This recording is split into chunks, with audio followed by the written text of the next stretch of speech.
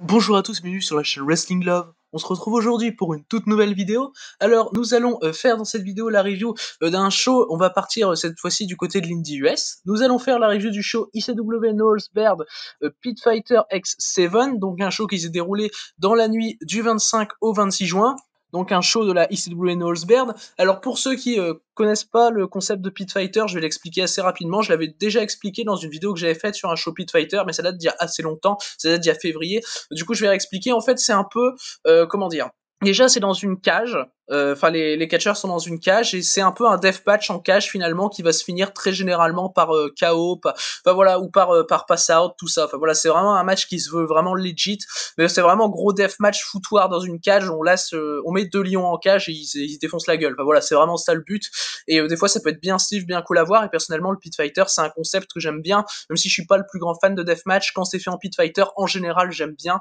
Après, évidemment, il y a quelques exceptions et de toute façon, on en verra au cours du show. Il y a des matchs dont je suis pas spécialement fan. Du coup, on va commencer la review de ICW No Holds Barred Pit Fighter X7 avec, du coup, il y avait 8 matchs dans le show. On va commencer avec l'opener. L'opener, c'était Shlak contre Dan Maff. Alors, comme vous vous en doutez, un Shlak Dan Maff, on n'est pas spécialement parti pour de la plus grande technique.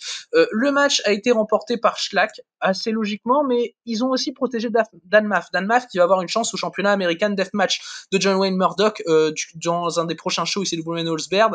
Je sais que John Wayne Murdoch défend un moment contre Sadika et il défend contre Dan Maff également, ça a été prévu il me semble. Shlak remporte le match du coup par pass out, du coup assez logiquement comme je l'ai dit. Il va pour remporter le match mettre un sac plastique sur la tête de Dan Maff et l'arbitre arrête le match, enfin, voilà, parce que bon, tentative de meurtre quand même. Enfin voilà, il essaye de l'étouffer, Shlak. Bon voilà, c'est du Shlak contre Dan Maff, on s'attend pas à la plus grande des techniques. Personnellement, le match je lui ai mis 2,5, voilà, c'est vraiment le foutoir mais dans le mauvais sens du terme pour le coup, parce qu'il y a des fois que je peux bien aimer ce genre de match, mais là pour le coup ça rime un peu à rien, j'ai trouvé. Ça va très rapidement sortir à l'extérieur du ring, bien trop rapidement à mon sens, à l'extérieur de la cage. Déjà, j'aime pas quand ça sort à l'extérieur de la cage. Alors en plus, quand c'est fait assez rapidement, j'ai encore un peu plus de mal. Après, t'as des spots qui sont assez cool dans le match, où les deux mecs vont se passer à travers une porte, tout ça. Enfin voilà, c'est toujours, il y a toujours des trucs cool à voir. Mais bon, disons que je suis pas fan de Shlak du tout. J'aime pas du tout Shlak, très honnêtement, j'aime pas du tout son style. Au contraire, Dan Maff, des fois, je peux bien aimer, comme par exemple contre Nolan Edward lors de la WrestleMania Week, où j'avais beaucoup aimé le match de Dan Maff. Mais Shlak, vraiment, j'aime jamais. Même un match contre Atticus Cogar, j'avais pas aimé l'année dernière en 2020, c'était compliqué alors que je suis un gros marque d'Atticus Cogar pour le coup. Mais voilà, du coup victoire de Shlak par décision de l'arbitre, du coup pour cet opener de Pit Fighter. On va maintenant pouvoir passer du coup au deuxième match du show. Le deuxième match du show, c'était un 1 contre 1 entre Nolan Edward et Alex Ocean. Alors, on a eu le droit à un match bien cool. Après, personnellement, je l'ai peut-être trouvé un peu trop court et c'est ça, à mon avis, le défaut du Nolan Edward contre Alex Ocean.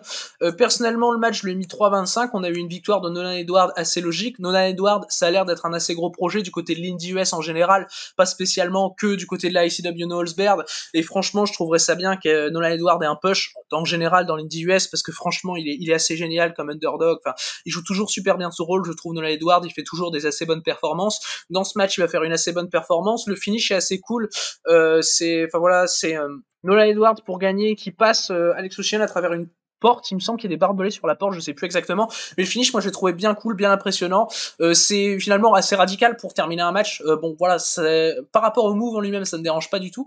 Finalement par rapport à la durée du match, pour le coup ça me dérange, j'ai pas eu spécialement le temps d'être hyper investi, du coup c'est un petit 3,25 le match malheureusement, mais voilà, ça va rester cool et c'est le match qui m'a fait rentrer quand même dans le show. Voilà, parce que pour le coup le Shlak Dan Maff c'était compliqué de rentrer dans le show avec ça, en tout cas pour moi. Du coup voilà pour ce match donc remporté par Nolan Edward assez logiquement. On va maintenant pouvoir passer du coup au troisième match de ce show ICW No Holds Barred.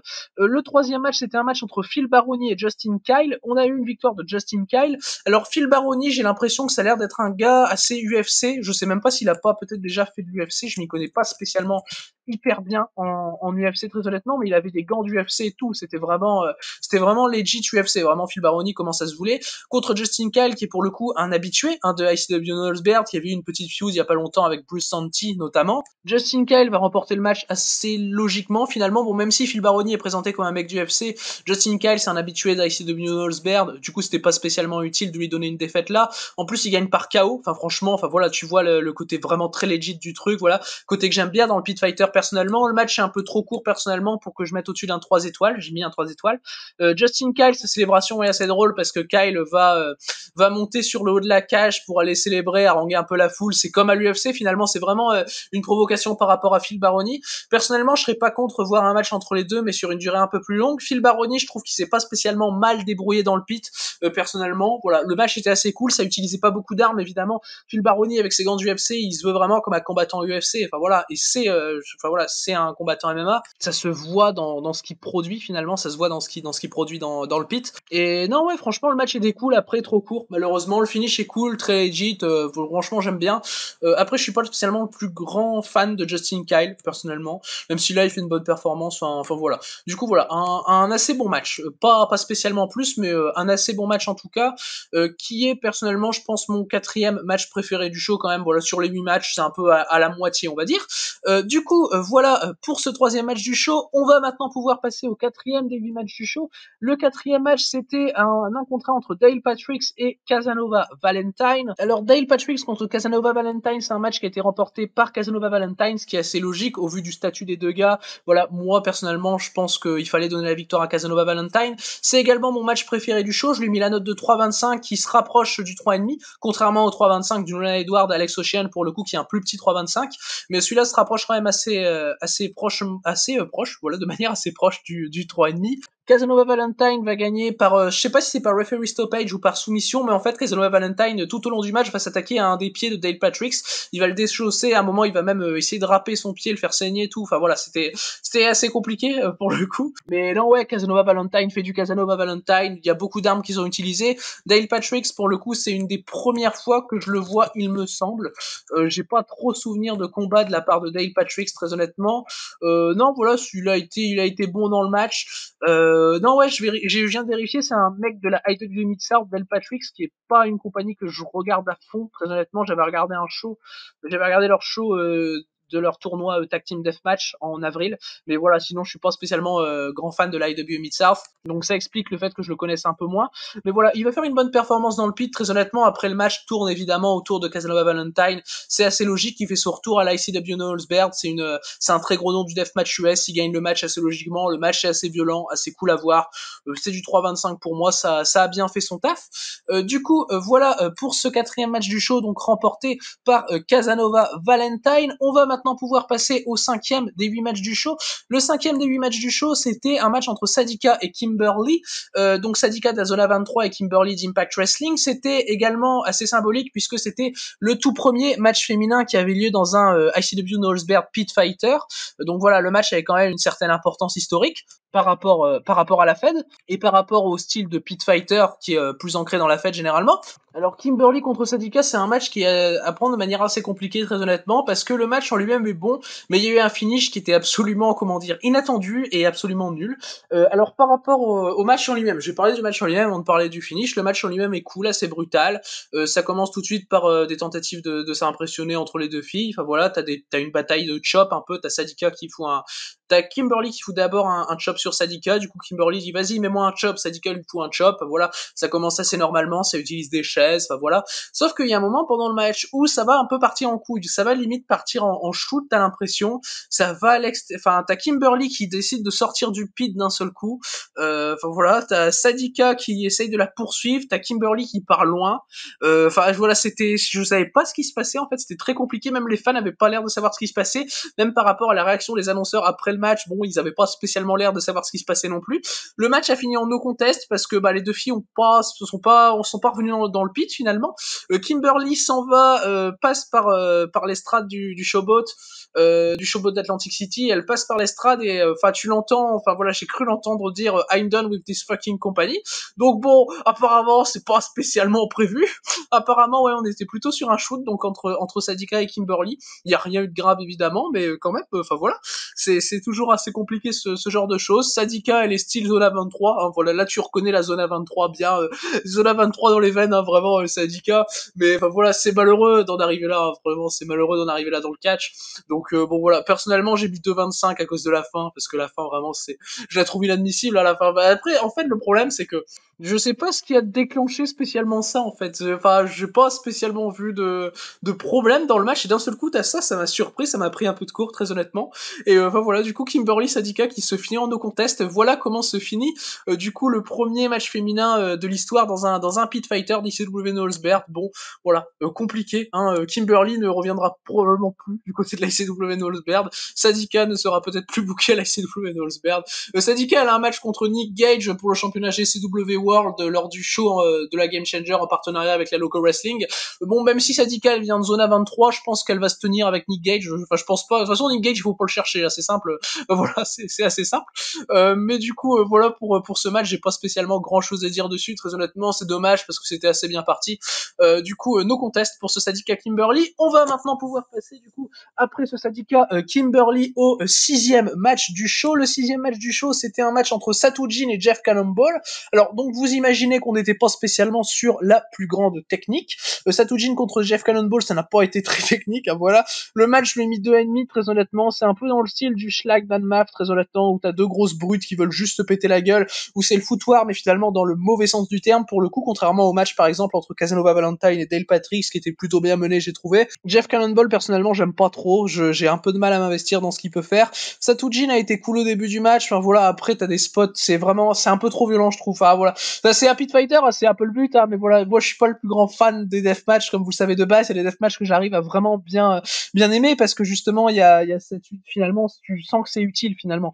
Tandis que là tu ressens pas vraiment d'utilité dans le truc. Enfin voilà, t'as Satujin qui va faire saigner très rapidement Jeff Cannonball, qui va le cut très rapidement au niveau du front. Enfin voilà, donc c'était vraiment un match un peu boucherie. Bah voilà, c'était pas trop long non plus. C'était un peu le match, c'était le match de pause, on va dire, voilà, dans le show. En plus, il arrive après le Sadika Kimberly qui a eu une fin assez particulière, on va dire. Donc voilà, c'était compliqué. J'ai mis 2,5 personnellement, comme je l'ai dit. Enfin voilà, c'est très lent, très. Voilà, après Satujin, Jeff Cannonball, je m'attends pas à un truc très rapide. Enfin voilà, c'est assez logique. Mais voilà, victoire de Satujin que j'ai trouvé personnellement assez logique. Satujin, c'est un habitué des shows ICW No Holds Barred, contrairement à Jeff Cannonball. Donc il y a plus d'intérêt à faire gagner un mec qui est plus dans ta compagnie qu'un Jeff Cannonball qui est pour le coup un pur produit H2O, Jeff Cannonball. Mais voilà, c'est pas spécialement à voir très honnêtement, à part si vous aimez le style vraiment très deathmatch lent, très boucherie sans spécialement de raison.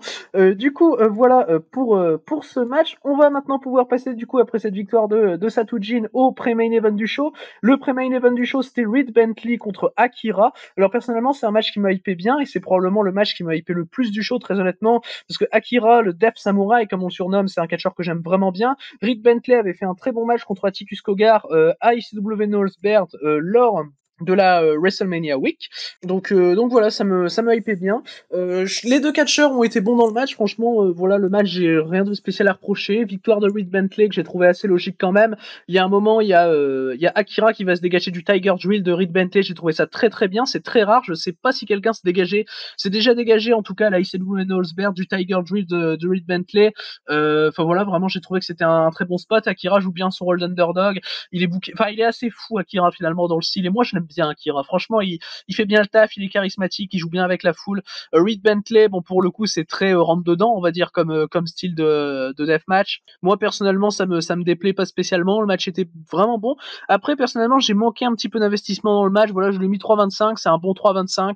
C'est mon deuxième match préféré du show, à titre personnel. J'ai trouvé qu'il faisait bien le taf. Après, j'en attendais peut-être un peu plus.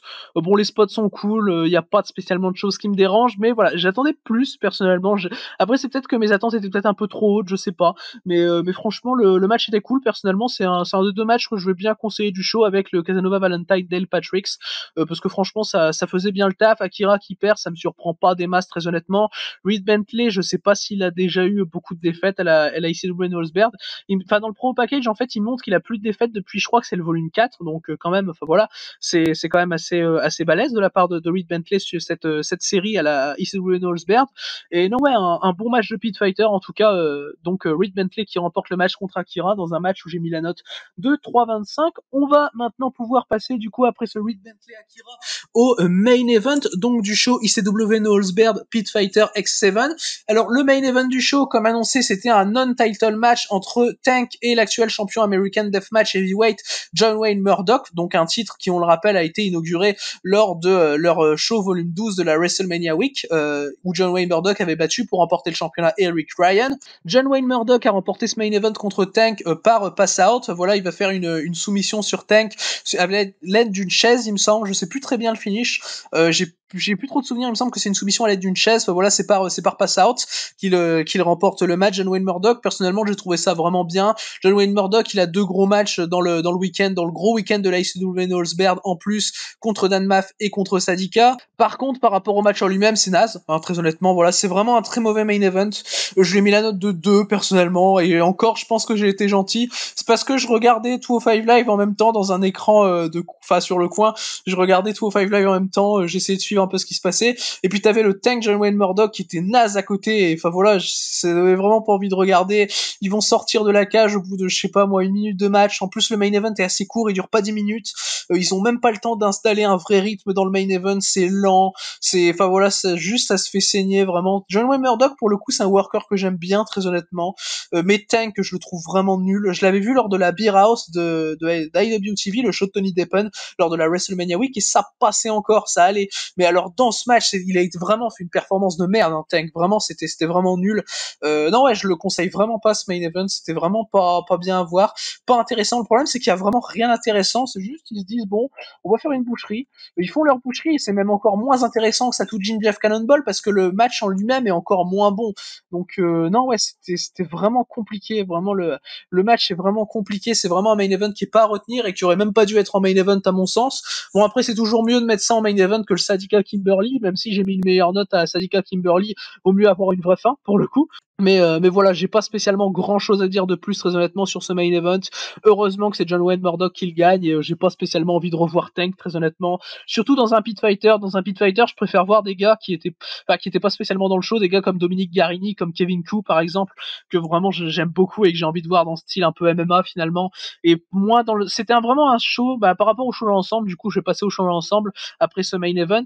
Le show de l'ensemble, personnellement, je le trouve bon. Après, c'était pas ouf non plus, voilà, je suis pas monté au-dessus du 3,25, alors que par exemple dans le show TGP que j'ai vu juste après, j'ai rien en dessous de 3,5 pour le coup, mais voilà, c'était bon. Il y avait des hauts et des très bas, les très bas étant le main event et le Sadika Kimberly, les hauts étant le Casanova Valentine Del Patricks, le Reed Bentley Akira et le Nolan Edward Alex Ocean. Si je suis gentil quand même, le Nolan Edward Alex Ocean était assez cool. Après le show, vraiment c'est un pit fighter qui est plus montré par le côté deathmatch que le côté MMA. Des fois t'as des shows pit fighter, c'est plus côté MMA que côté deathmatch. Là c'était vraiment côté deathmatch. Là c'était vraiment très axé sur le deathmatch dans quasiment tous les matchs finalement. Et ça m'a pas spécialement surpris au vu de la carte affichée très honnêtement par la ICW No Holds Barred. Mais voilà, ça a fait que j'ai moins aimé le show qu'un show pit fighter qui est plus axé sur le côté MMA du truc. Mais voilà, ça restait un bon show et je conseille, donc personnellement je conseille de rattraper 2 matchs, Casanova Valentine Del Patricks et Reed Bentley Akira. Et pour le coup, si vous pouvez être encore plus investi que moi sur le Reed Bentley Akira, ça peut être un vraiment très très bon match. Mais du coup, voilà pour cette review donc de ICW No Holds Barred Pit Fighter X7. J'espère qu'elle vous aura plu. Merci à vous du coup d'avoir écouté cette vidéo. Et du coup, d'ici les prochaines vidéos, je vous dis à la prochaine.